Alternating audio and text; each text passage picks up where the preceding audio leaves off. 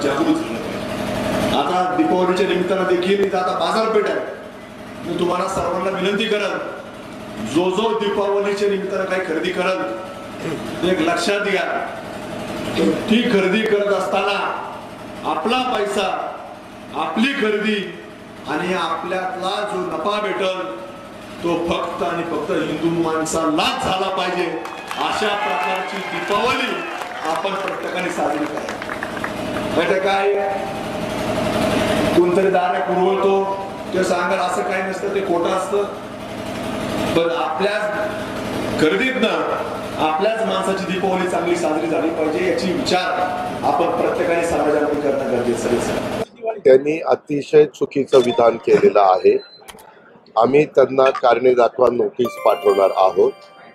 एकदा पक्षाची ध्येय धोरणं ठरल्यानंतर पक्षाच्या विचारधारेपासून जर कुठलाही खासदार, आमदार किंवा संबंधित जबाबदार व्यक्ती अशा प्रकारची वक्तव्य करत असतील तर ती वक्तव्य राष्ट्रवादी काँग्रेस पक्षाला अजिबात मान्य नाही।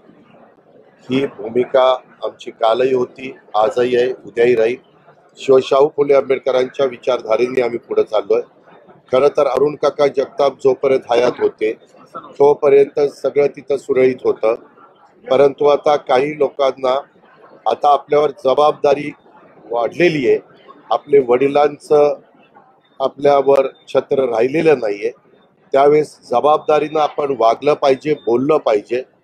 हा शाहू फुले आंबेडकरांचा महाराष्ट्र हा सर्वांना बरोबर घेऊन जाणार आहे, परंतु अशा वेळेस मी तिथे एका कार्यक्रमाला गेलेलो होतो तेव्हाही त्याला सांगितलेलं होतं। तो म्हणाला की नाही मी त्याच्यामध्ये सुधारणा करेन, पण ते सुधारणा करताना दिसत नाही।